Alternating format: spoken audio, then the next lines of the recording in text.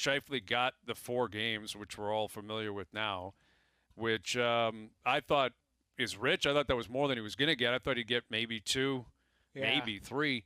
But listen, the Habs, regardless of how it's happened, they're in a good position here. Like in the previous round, no one thought this was going to matter when the Leafs were up 3-1. But John Tavares, they never had to play against him. He was out the whole round. Again, it was an accident. It happens. It was really, really unfortunate. But it probably benefited the Habs, certainly by the end of the series, not having Tavares in there. And now Scheifele put himself in this position. But if you're Montreal, you're up 1-0, and their best players out for the next 4 games. Like, what an opportunity for Montreal here.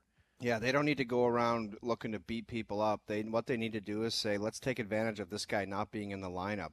Because Winnipeg did it to Edmonton. They went into Edmonton and won the first 2 on the road.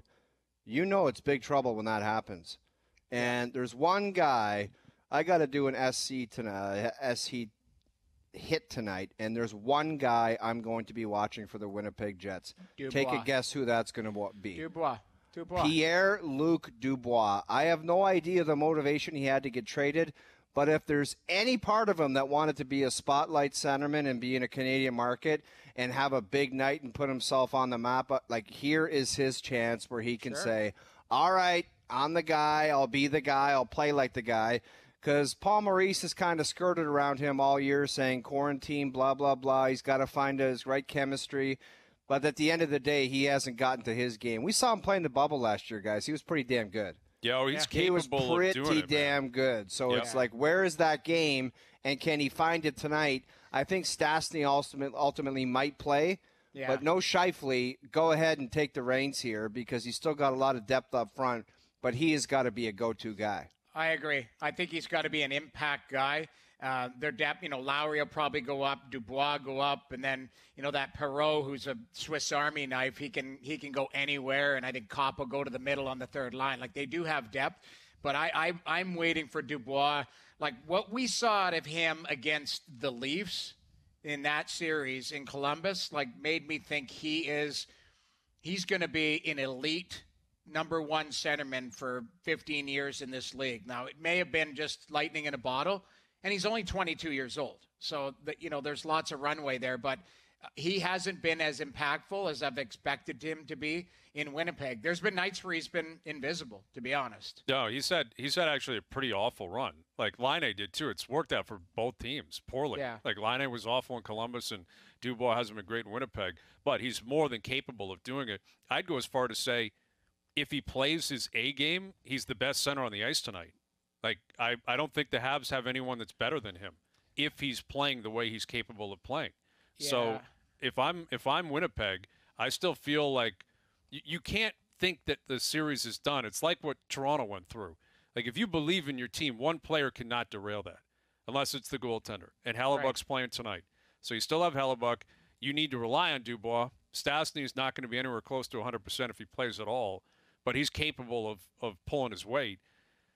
And listen, they're going to need big outings from, unsung heroes. They're going to need that third line, guys like Lowry and Kopp and others who have had big years at times. They're going to have to elevate their game. Everyone's going to have to pull their weight. Yeah. And it's not going to be easy because Scheifele, 4 games, he's not going to appeal. He's going to chew on it. He's out. He's done. And he needs to hope that there's a Game 6 or a Game 7 so he can get back into the lineup.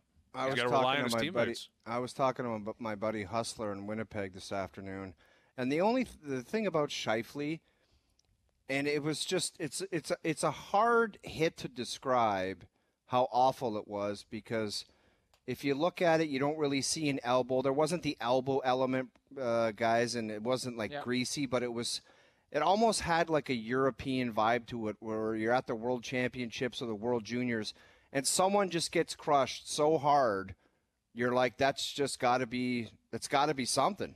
Well, you know what I mean? Like, it was just such a crushing blow, and obviously he didn't go for the puck, and the puck was already in the net. There was a lot of bad stuff about it, but there was no elbow or stuff like that. But he just hit him so hard. There was got to be a suspension for him. Right, and the aftermath of it all, he was sure. If this kid got up and punched him in the face, he gets a 2-minute penalty for charging. It would be, and everyone would be saying, "Wow, what a hit!" Like that's But- what it Yeah. would be. But it goes from one injuries a are hit to injuries are factored in too. And it should be, Jamie. I don't know if you saw. I mean, we got a break, but I don't know if you saw the NHL player safety video. If you watched it, that's the best video as far as an explanation I've seen come out of that office.